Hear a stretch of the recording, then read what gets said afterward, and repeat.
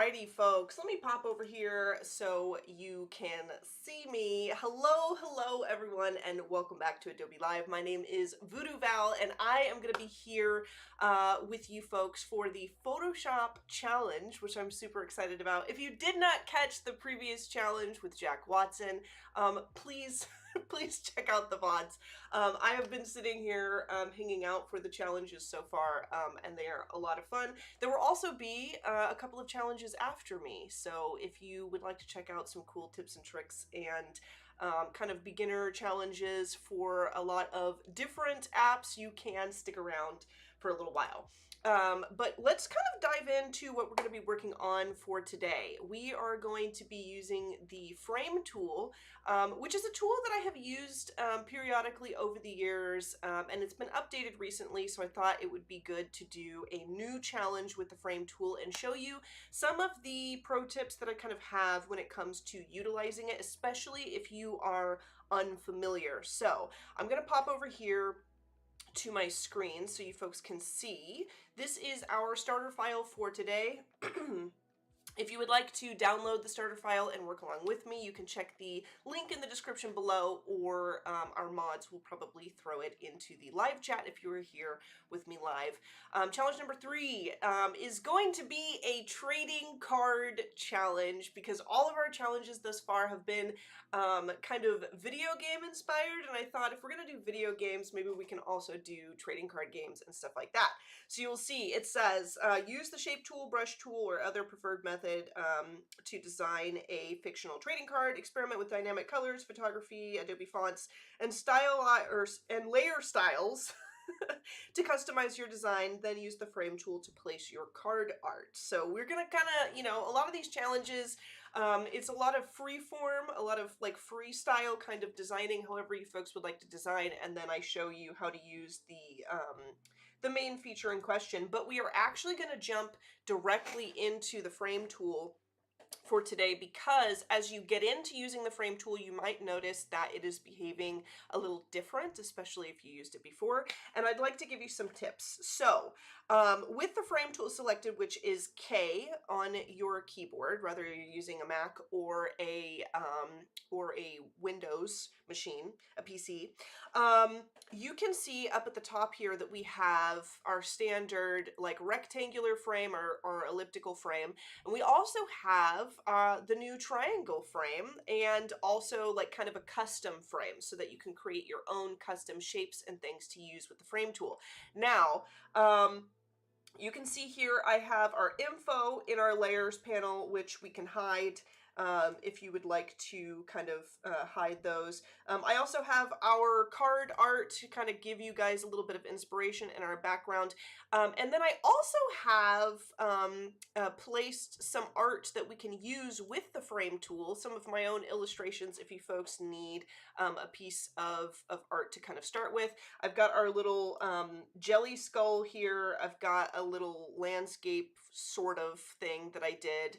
And then one of my helmet illustrations, which I've painted in the past, to use. And as you use the frame tool, you'll notice that when you click and drag, it kind of makes a frame around whatever layer that you were on. I'm gonna Control Z to undo, or Command Z if you are working on a Mac. Even if you make a new layer, which I will do with Control Shift in. If I drag my frame tool out, it'll kind of auto frame up something that is available in your file, which really is not what we want to do. And if you are new to the frame tool and you start coming in to try and do this, things are going to get a little frustrating if you're not used to it. So what we're going to do first and foremost, as you're making your frames, is we're going to lock our layers. So if we come over here, you can select individual layers within a group, or with the group selected, you can click this little lock button. And if I open this group, you'll see that it does lock all of my individual layers. And we're just going to go down the line and lock those, okay? We're gonna lock everything. So then when I come up here and I drag a frame out around this area, you can see it makes me a frame layer. Okay, so it's its own thing, its own layer, and there's a couple ways that you can then start to place your images. Okay. Also, hello, Jack, Keys, Penny, Robert, Stony. I see everybody in the chat. I appreciate you all coming to hang out. Yes, another one, James, welcome in. We are also live here, so I'm glad to have you in the chat. And so I'm going to go ahead and open my card art here, okay? And I'm going to grab my helmet, and I'm going to drag my helmet up to the frame layer. And you can see I'm holding it. And because there is no image kind of being framed with this frame layer, my whole frame layer does highlight. And if I release, you can see I've now got my helmet in the middle of my layer. And I can Control or Command T to free transform if I want and kind of reframe this however I like. And that works really well. Another way that you can kind of work with the frame tool is if I Control Z, after I have created, I've locked my layers and I've created my frame layer, I can come over, I've just got my little file explorer open here, and I can actually drag in an image from outside of Photoshop and place it. So I have my little Fungalina illustration from one of my most recent episodes of Drawing a Blank with Cody Bear, and I can just drag and drop, and we have our little fungus girl, our little, our little Fungalina gal in here now. And you can do this with any images that you folks have, which is very, very useful. So I hope that that kind of shows you how you can create your frame layer. There was some confusion, especially when I first started using the frame tool and after the updates, because I was trying to create a new frame, trying to lay out, you know, no matter what you're doing here, obviously we're doing like a trading card thing that has a very obvious rectangular frame. But if you're doing something a little bit more in depth and you start kind of creating frames and it starts to auto select various layers, locking your layers is going to fix that for you. Another thing that's really cool with this is that you can kind of define custom shapes for this. So if I wanted, this is going to have kind of nothing to do with our card layout, but I'm going to come over here to my pen tool. And I've actually got the curvature pen tool selected to create very smooth and organic shapes, which you can access just by right-clicking the pen tool and selecting curvature pen tool. And I can come over here and I can start to create a strange sort of blob if I want to. I don't know, something like that. Maybe we'll just do like a kind of a rounded thing like this. And I can define this as a shape. So if I want to right click, I can say define custom shape right after I'm done. I'm just going to leave this as shape 1 or 318 because I'm not really going to use this shape, but you could define a title if you want, and we'll say okay. And you can see here, if I go ahead and hide this, and in fact, I'm also going to lock it. If I come back to our shape tool, you can see, you know, we have our triangle tool here, but we also have custom shape, you know, like a custom one. We can do our little drop down here, and you can see I've done a few tests here, but we can select our shape and we can drag that out, create our shape layer, and then I can come over here and grab a layer, an image layer, and drag it around. And you can even have a custom shape. So there's a lot of really cool things that you can do with the frame tool now, especially with organic shapes. You can also experiment with the shapes that are available. So you see we have wild animals, we have boats, we have flowers, and to be honest, I think that these are really project specific as far as the shapes go, but if you wanted to, we can grab our little submarine here. If you wanted to, you could drag out a submarine, and you could make this submarine the frame for this, if that's what you wanted to do. And we can transform that and bring it all the way to the borders of our shape, and you could do that if you wanted to. But for now, you know, with the knowledge of all of these really interesting shapes that you can now do, I am going to kind of stick with our general rectangle frame tool, because that's what works for our design. You can get a little fancy with it if you want to, but I'm going to stick with the basics. And I am going to, you know, kind of using our card here as a guide, as inspiration. I'm going to start kind of blocking out an interesting card art design. You can kind of add to this one if you want to, which I think that I will actually do. And I'm going to do it like this. I'm going to go ahead and grab my shape tool. I'm going to add a little bit more intrigue to the side of this. We're going to, with that shape drawn out, it opens our properties panel, and I am going to go into fill and say no fill. I'm going to go into stroke, and I'm gonna give it a stroke for now, and then maybe I will crank that up to like a 12. Is that too thick? We're gonna see. No, that works. Yeah, that works just fine. And I'm going to kind of line this up a little bit more. Let's Control T to transform, and I'm going to make sure that that is kind of locked up there. I'm going to give this another border, and I might even bring the end of this down, something like that. And Control T again, and I'm just using my snapping grids here to like really create something that I think is worthwhile. I might want to bring this down just slightly.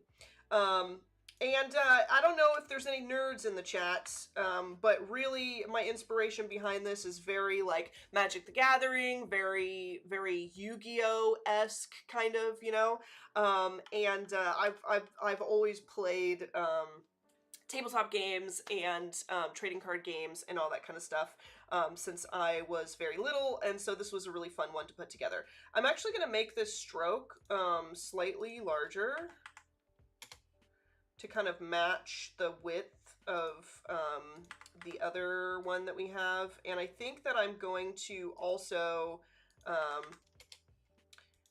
add kind of that texture that we've got going on with it. So the way that I did that was I just created a new layer with Control-Shift-N, and I can hold Control-Alt-G or Command-Alt-G. Anytime I say Control, if you were using a Mac, the alternative would be Command. To create a little clipping mask, and then with my brush, I'm going to grab like the soft round pressure, make sure my mode is set to dissolve. This is one of my favorite little methods of kind of painting things in quickly with a little bit of texture to add depth, and it's fun if you're only using a mouse, if you don't have a stylus like I have. And I am going to grab our brighter color here, and I'm just going to click and kind of add a lighter border, or maybe I'll actually add the lighter border down here, and add this kind of greenish border here, maybe some of that blue. I'll zoom out and add a little bit of that. So there's like a little extra border there. I could even, if I wanted to, kind of create this border in a different color here. So maybe I'll come in with another shape underneath here. And let's turn the stroke off. Let's turn the fill on, and let's use that greenish color, okay?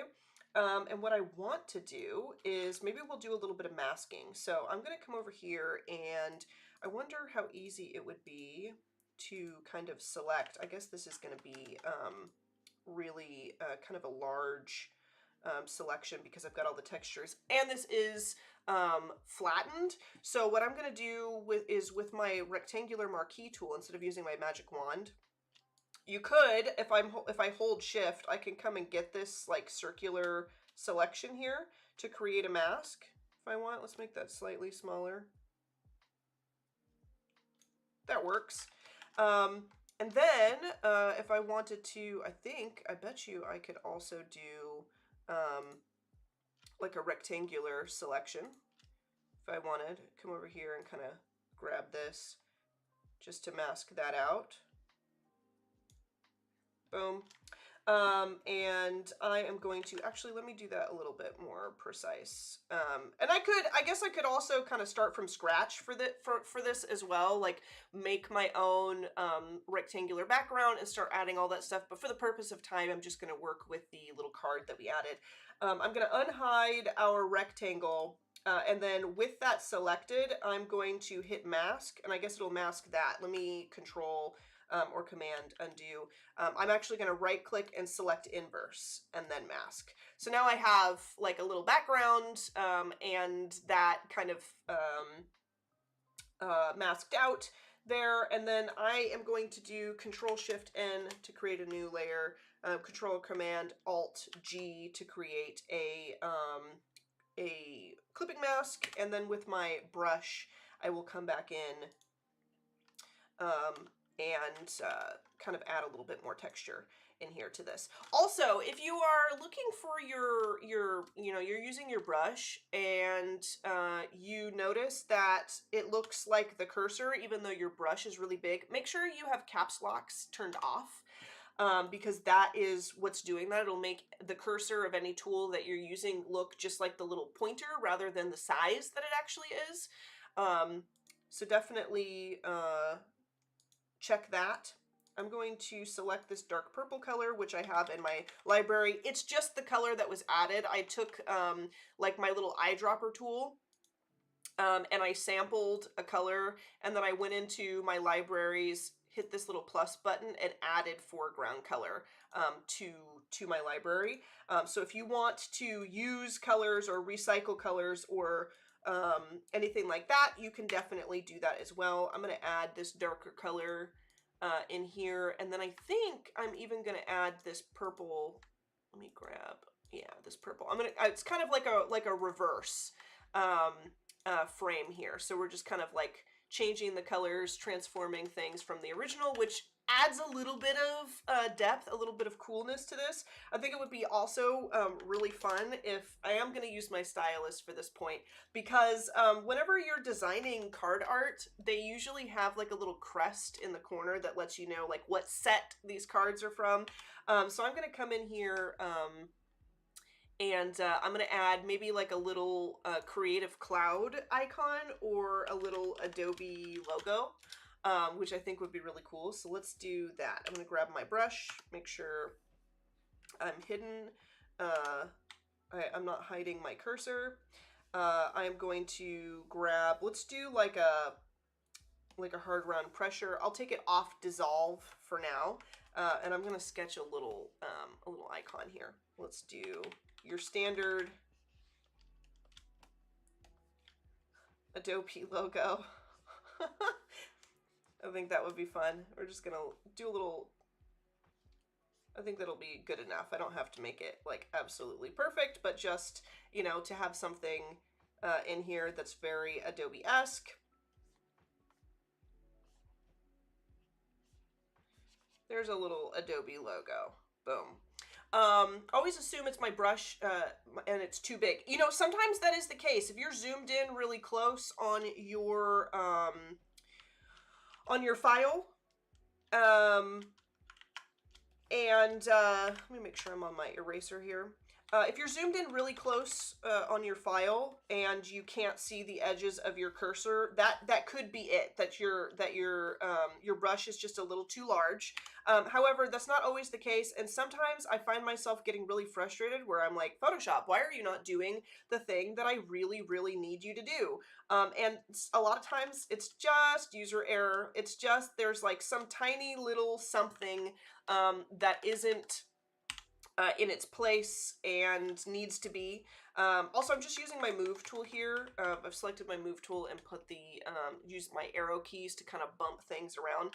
I think really I could do maybe a better job of that logo, but that's good enough. And I'm going to lock the transparency on this one so that I can paint just within the borders of my my shape.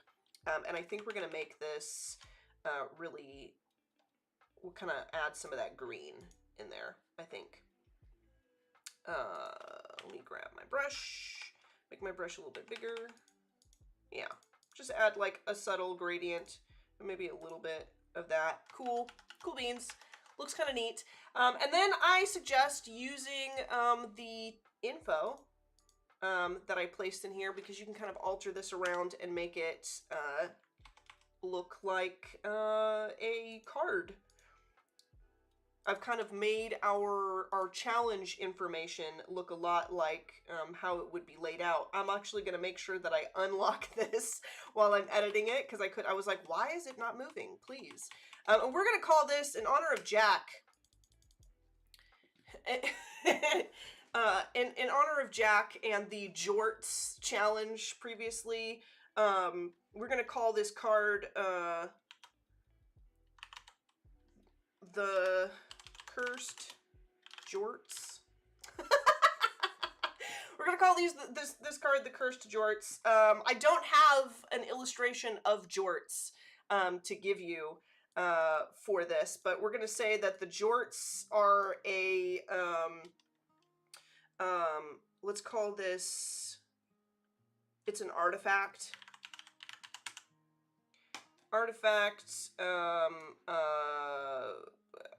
We'll say artifact. I think artifact is good. And we're gonna write something in here. We got a few minutes left. We're gonna call what is the flavor text? I need flavor text for this. I have not tested, but can you use the frame tool? Let me scroll up in the timeline and make a photo carousel. I haven't tested that either, but that's a really cool idea. Maybe that's something we can explore. Genes evolve into Jorts. Yes, the Denim Evolution Stone. Oh my gosh. Okay, we're gonna call. Hold on.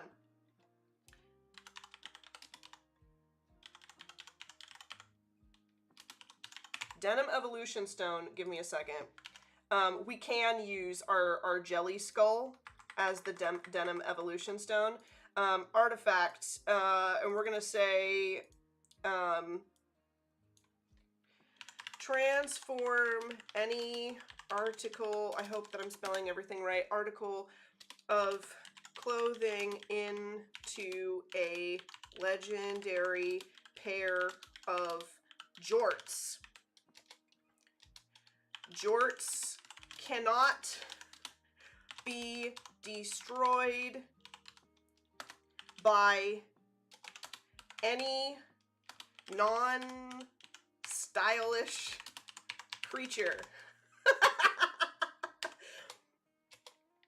Jorts can only be obtained with this stone if the player is super cool.